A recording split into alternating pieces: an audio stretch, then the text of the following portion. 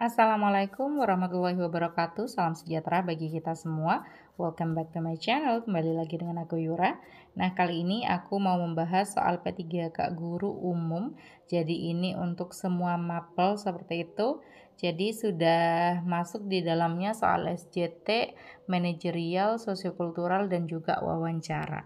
Jadi bagi teman-teman yang belum subscribe channel ini nih dan sedang menonton video pembahasan dari aku, silahkan di subscribe terlebih dahulu agar tidak ketinggalan pembahasan soal yang berkenaan dengan tes P3K. Nah, bagi teman-teman yang udah subscribe, jadi aku doain ya teman-teman semoga lulus dengan mudah tahun 2025 ini. Amin amin ya rabbal alamin.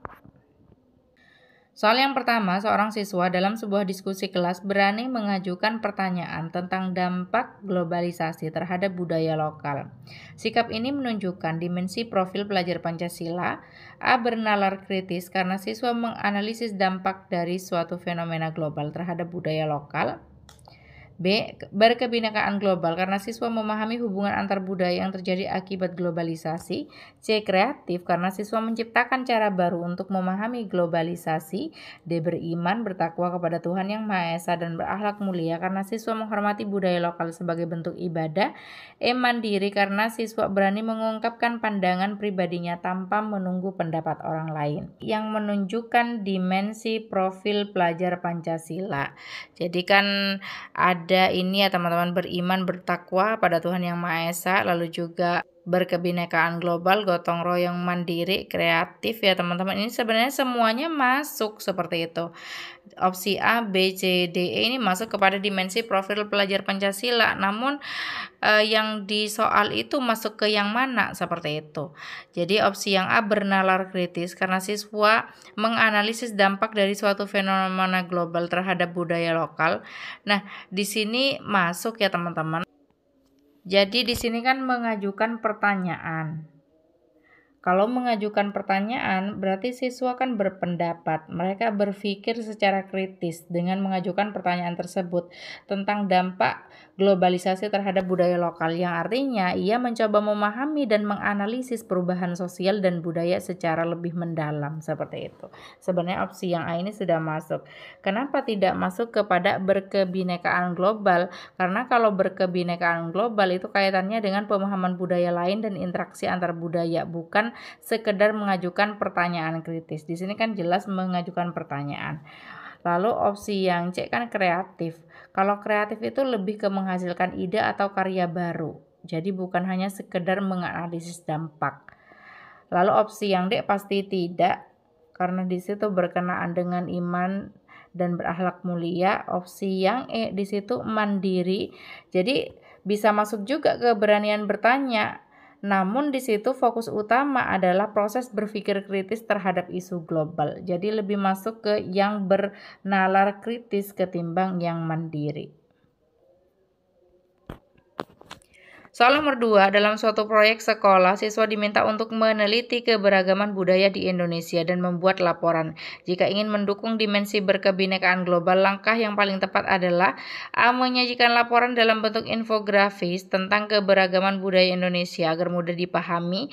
B. Membuat ringkasan dari berbagai sumber terpercaya dengan menambahkan opini pribadi. C. Mengutip teori tentang kebudayaan dari berbagai suku akademik untuk memperkuat analisis. D. Menyusun laporan dengan fokus pada budaya yang paling dominan di Indonesia. E. Mewawancarai masyarakat dari berbagai latar belakang budaya dan membandingkan pengalaman mereka. Nah, di sini yang diinginkan adalah dimensi berkebinekaan global. Jadi berkebinekaan global itu kan mengacu pada pemahaman, penghargaan, dan keterlibatan aktif dalam keberagaman budaya, baik secara lokal maupun global. Itu adalah berkebinekaan global. Nah, yang paling masuk yang mana? Opsi yang A, di situ menyajikan laporan dalam bentuk infografis.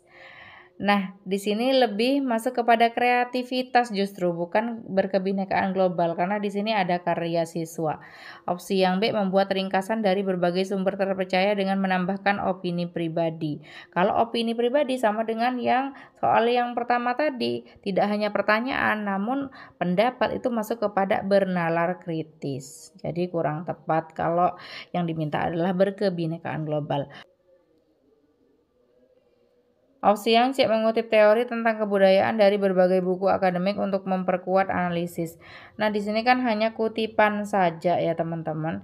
Ini tidak termasuk ke dimensi profil pelajar Pancasila, bahkan yang lainnya tidak hanya berkebinekaan global karena hanya mengutip saja seperti itu.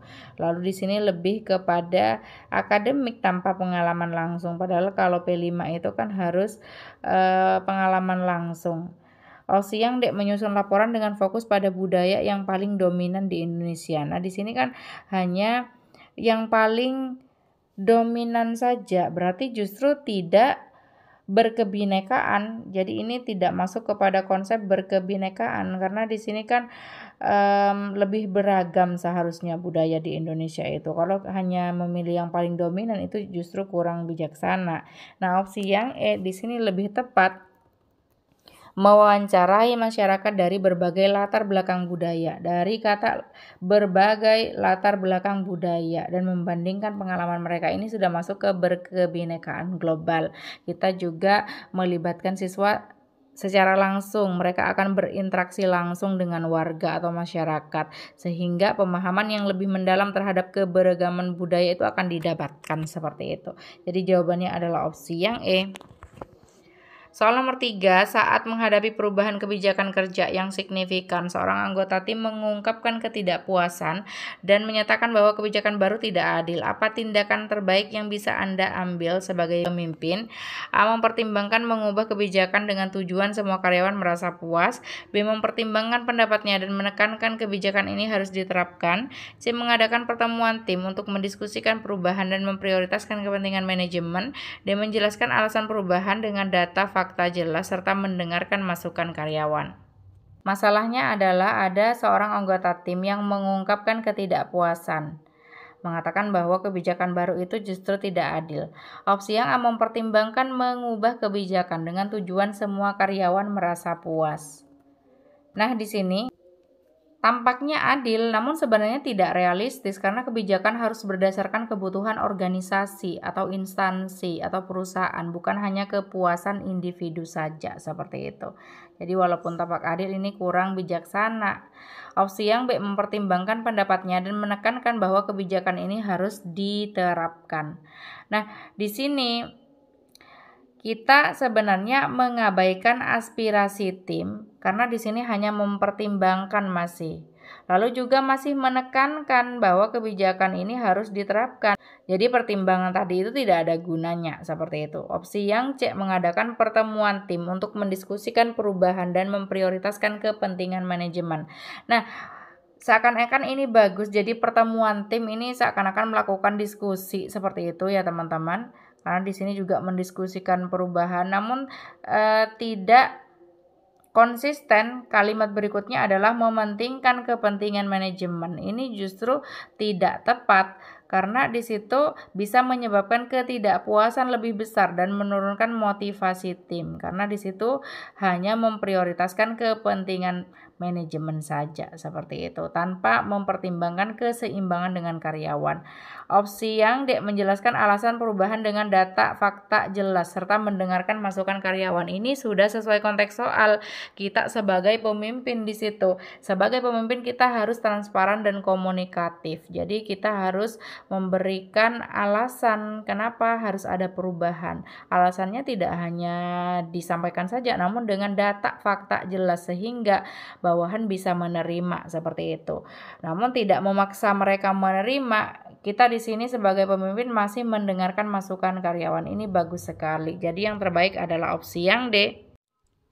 Soal nomor 4, setelah perubahan besar di perusahaan, Anda melihat ada penurunan produktivitas dalam tim Anda.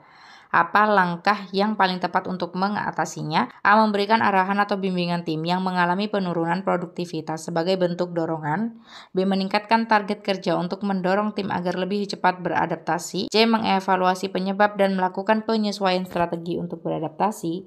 D, mengurangi beban kerja sementara agar tim bisa menyesuaikan diri tanpa tekanan. Nah, di sini masuk kepada kompetensi manajerial yang mengelola perubahan ya teman-teman. Karena di sini setelah perubahan besar, jadi ada penurunan produktivitas dalam tim. Opsi yang A memberikan arahan atau bimbingan tim yang mengalami penurunan produktivitas sebagai bentuk dorongan. Nah, di sini tampaknya bagus, namun sebenarnya ini kurang efektif jika penyebab utamanya itu belum diketahui. Jika masalahnya itu dalam atau besar, hanya memberikan arahan saja itu kurang cukup atau kurang membantu. Opsi yang B meningkatkan target kerja untuk mendorong tim agar lebih cepat beradaptasi. Nah, ini justru bisa memperburuk situasi karena tekanan tambahan justru dapat menurunkan motivasi dan produktivitas lebih jauh. Jadi target kerja di sini kalau ditingkatkan maka akan memperburuk situasi. Tambah turun motivasinya dan produktivitasnya. Opsi yang C mengevaluasi penyebab dan melakukan penyesuaian strategi untuk beradaptasi. Nah, di sini bijaksana. Jadi kan ceritanya penurunan produktivitas ya, teman-teman, setelah perubahan besar. Jadi langkah pertama yang paling efektif adalah mengevaluasi terlebih dahulu penyebabnya kira-kira apa. Penyebab dari masalah tersebut. Jadi setelah mengetahui akar masalahnya, pemimpin dapat menyesuaikan strategi agar tim bisa kembali bekerja secara optimal. Ini pendekatan yang by data, sehingga solusi yang diterapkan akan lebih tepat sasaran dan berkelanjutan. Ini paling bagus daripada opsi A dan B. Opsi yang D mengurangi beban kerja sementara agar tim bisa menyesuaikan diri tanpa tekanan. Nah, di sini tampaknya bagus.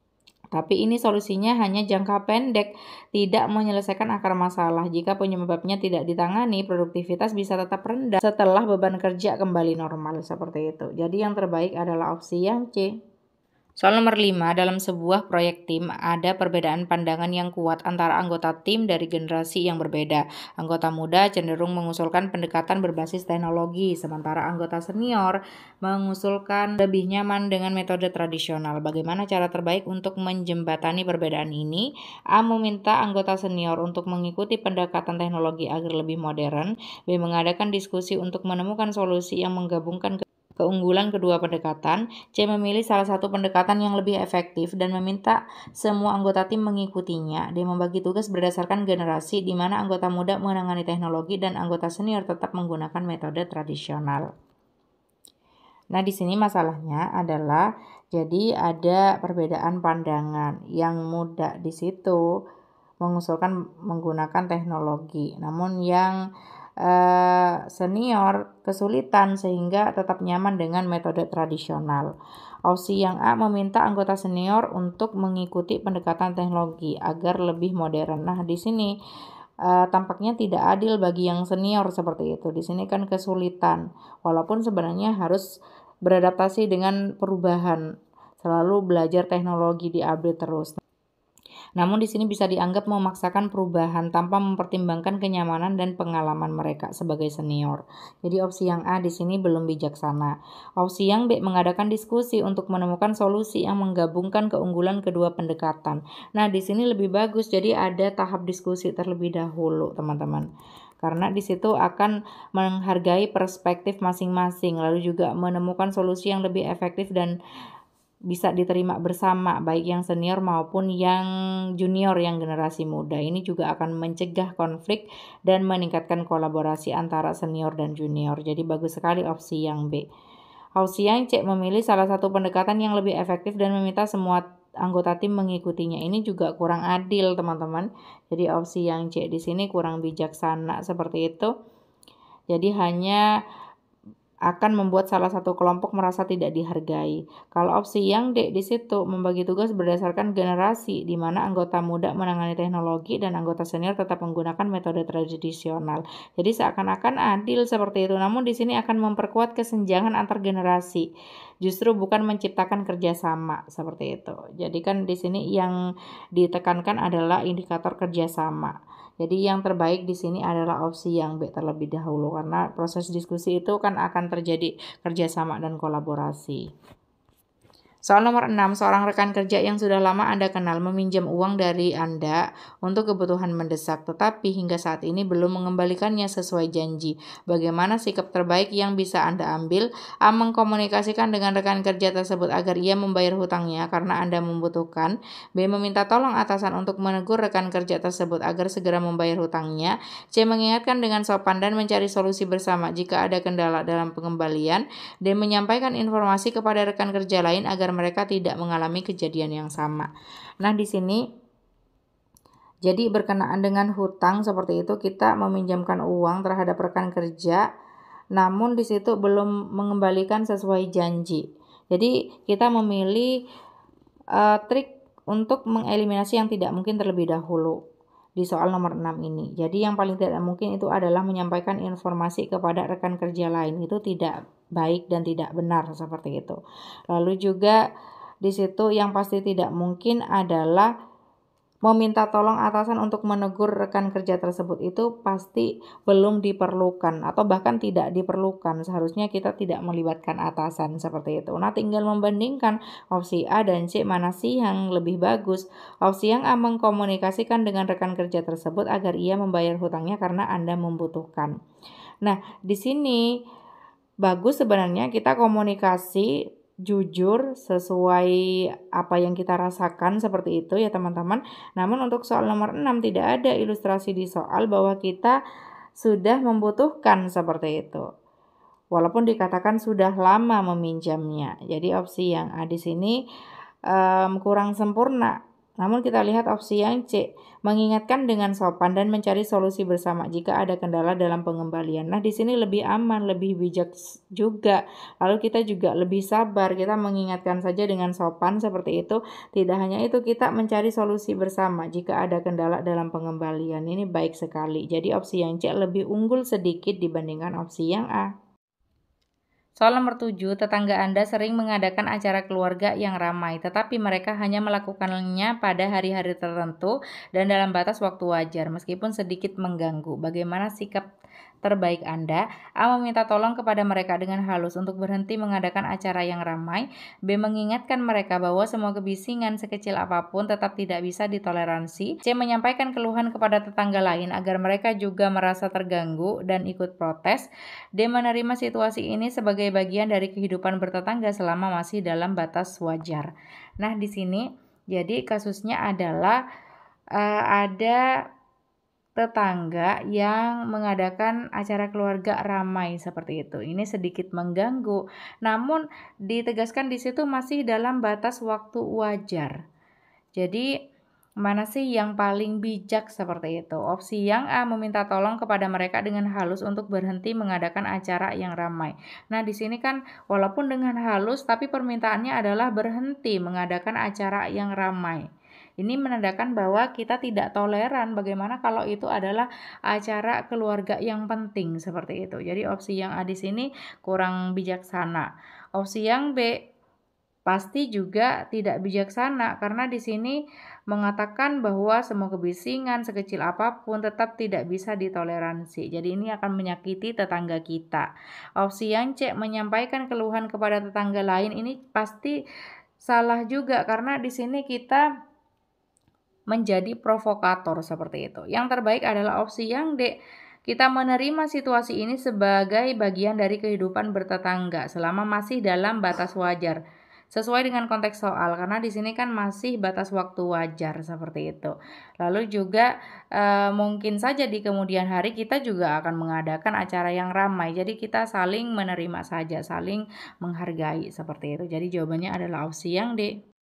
Soal nomor 8, anak tetangga sering bermain di depan rumah Anda dan beberapa kali merusak tanaman serta properti kecil di halaman. Bagaimana sikap terbaik yang dapat Anda lakukan? A. Menegur anak tersebut dengan nada tegas agar tidak mengulangi perbuatannya. B. Menginformasikan kepada orang tuanya dan memohon dengan sopan agar mereka menasehatinya. C. Berbicara baik-baik dengannya dan mengajarkan cara bermain yang lebih bertanggung jawab. D. Memperingati terlebih dahulu anak tersebut setiap kali ia bermain di depan rumah Anda. Nah, di sini adalah ciri khas soal sosiokultural seperti itu. Jadi di sini anak tetangga sering merusak tanaman ketika bermain di depan rumah kita. Lalu juga properti kecil juga ikut rusak seperti itu. Opsi yang A, menegur anak tersebut dengan nada tegas agar tidak mengulangi perbuatannya. Nah, di sini dengan nada tegas justru akan membuat anak tersebut takut. Belum tentu ia memahami kesalahannya, seperti itu. Jadi opsi yang A kurang bijak dan kurang efektif. Opsi yang B, menginformasikan kepada orang tuanya dan memohon dengan sopan agar mereka menasehatinya. Nah, di sini jangan terkecoh dengan kata sopan seperti itu. Ini sebenarnya bisa menjadi solusi, tetapi kurang efektif karena anak mungkin tidak merasa langsung bertanggung jawab karena kita melibatkan orang tua seperti itu. Jadi opsi yang B kurang tepat juga. Opsi yang C, berbicara baik-baik dengannya dan mengajarkan cara bermain yang lebih bertanggung jawab. Nah, di sini lebih efektif karena di sini membangun komunikasi yang positif dan edukatif antara kita dan anak tetangga tersebut. Kita berbicaranya juga baik-baik. Ini akan membangun hubungan baik dengan anak dan tetangga. Dan juga dengan mengajarkan rasa tanggung jawab tanpa membuatnya merasa takut ya teman-teman. Ini akan mencegah konflik jangka panjang dengan keluarga anak tersebut. Baik sekali opsi yang C. Opsi yang D, memperingati terlebih dahulu anak tersebut setiap kali ia bermain di depan rumah Anda. Nah, di sini efektif dalam jangka waktu pendek saja. Tetapi tanpa edukasi yang jelas, anak bisa tetap mengulangi perbuatannya. Jadi hanya peringatan saja. Alangkah baiknya adalah berbicara baik-baik dengannya dan mengajarkan cara bermain yang lebih bertanggung jawab. Ini bagus sekali. Soal nomor 9, Anda menemukan rekan kerja yang sering datang terlambat dan meninggalkan kantor sebelum jam kerja berakhir, tetapi tetap melaporkan kehadiran penuh. Apa tindakan yang paling tepat sebagai pegawai P3K? A, membiarkan saja karena bukan urusan Anda selama pekerjaan tetap selesai tepat waktu. B, menegur rekan kerja secara langsung dan meminta mereka memperbaiki kebiasaan tersebut. C, melaporkan kepada atasan dengan bukti yang jelas untuk ditindaklanjuti. D, mengingatkan secara pribadi dan jika tidak ada perubahan melaporkan kepada atasan. Nah, di sini ya teman-teman, ini pasti masuk kepada integritas juga. Lalu juga sosiokultural. Karena di sini kan teman kita pasti salah karena ia sering datang terlambat dan meninggalkan kantor sebelum jam kerja berakhir. Namun dampaknya untuk instansi tidak disorot di situ ya teman-teman. Jadi opsi yang A, membiarkan saja karena bukan urusan Anda, ini pasti salah. Ini pembiaran. Kita tidak peduli dan cuek seperti itu. Opsi yang B, menegur rekan kerja secara langsung dan meminta mereka memperbaiki kebiasaan tersebut. Nah, ini lebih baik dibandingkan opsi yang A. Opsi yang C, melaporkan kepada atasan dengan bukti yang jelas untuk ditindaklanjuti. Ini jika memang diperlukan tidak masalah, namun alangkah baiknya sebelum melaporkan kita memperingati terlebih dahulu dengan cara menegur boleh. Nah, kita bandingkan dengan opsi yang D, mengingatkan secara pribadi dan jika tidak ada perubahan melaporkannya kepada atasan. Nah, ini lebih bagus ya teman-teman. Jadi di sini lebih bijak lalu juga lebih tegas. Jadi yang terbaik adalah opsi yang D. Kita memberikan kesempatan ia untuk berubah terlebih dahulu. Namun jika tidak ada perubahan, kita akan melaporkan kepada atasan. Soal nomor 10, dalam pembelajaran di kelas, seorang siswa ABK mengalami kesulitan dalam mengikuti materi yang disampaikan secara verbal.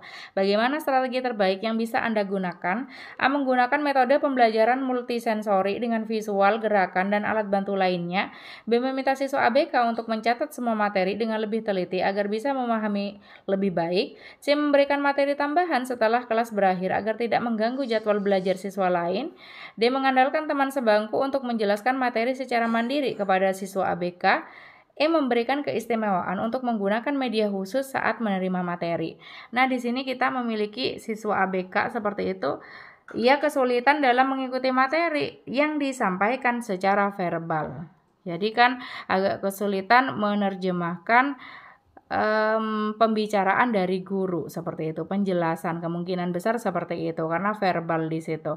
Nah, kita pilih yang paling tidak mungkin terlebih dahulu. Opsi yang B ini tidak mungkin karena sudah jelas anak tersebut kesulitan mengikuti materi yang disampaikan secara verbal. Kita meminta mencatat semua materi, ini kurang efektif dan efisien, malah akan menyusahkan, buang-buang waktu. Lalu juga memberikan materi tambahan ini juga kurang tepat karena ini akan memakan banyak waktu. Jadi setiap menyampaikan materi kita akan selalu menyampaikan materi tambahan di akhir untuk siswa ABK tersebut. Jadi kurang mendukung kelas inklusif. Seharusnya kalau inklusif itu kan tetap belajar bersama siswa yang ABK dan siswa yang normal, seperti itu. Opsi yang D ini juga kurang efektif karena tutor sebaya itu kurang efektif jika diberlakukan kepada kelas yang ada ABK-nya, seperti itu. Jadi kurang tepat. Nah, di sini antara opsi A dan E mana sih yang paling efektif?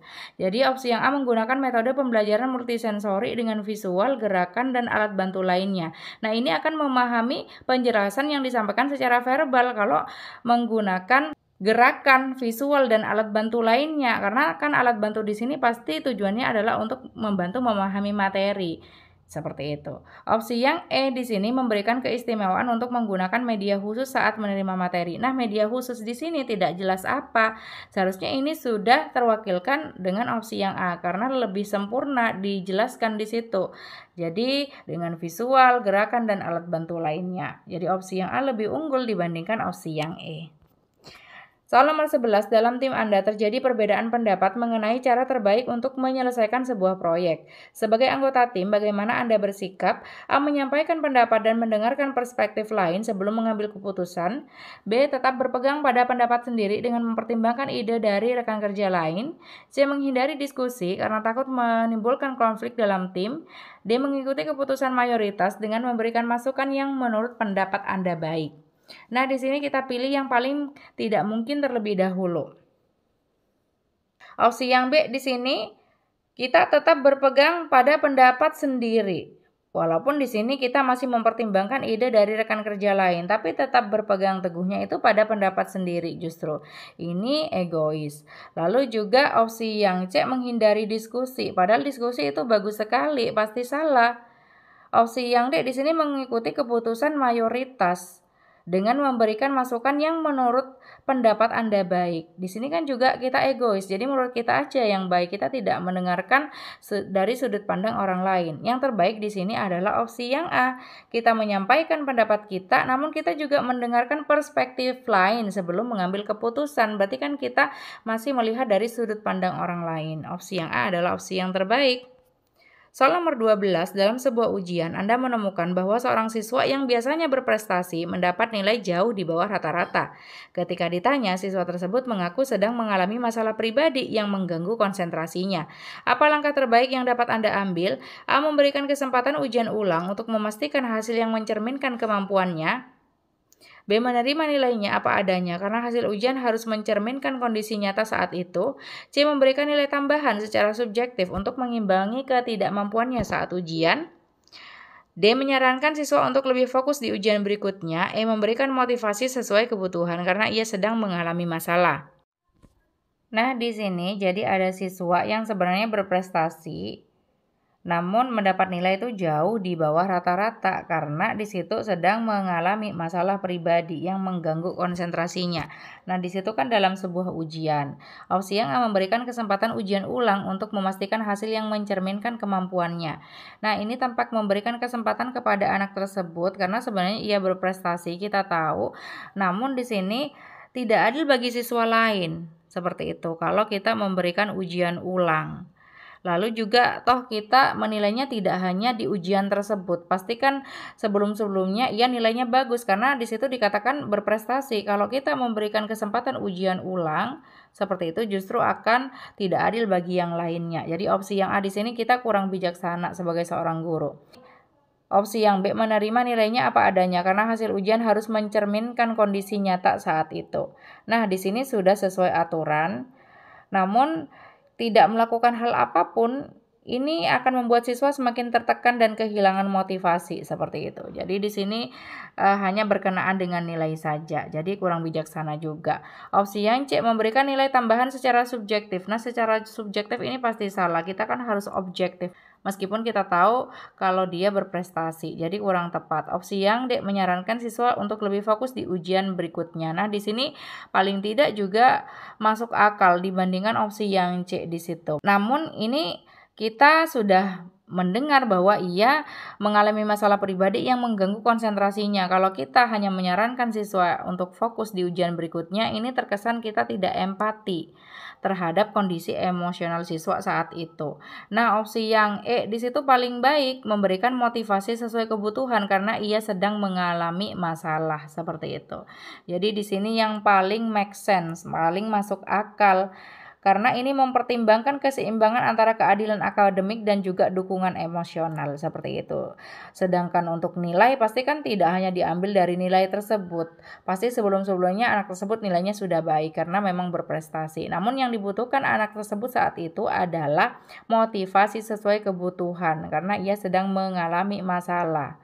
Jadi siswa akan merasa didukung secara psikologis. Ini juga akan menjaga kepercayaan dirinya dan meningkatkan motivasi dan kesiapan mental untuk menghadapi ujian berikutnya. Jadi opsi yang E di sini yang paling masuk akal.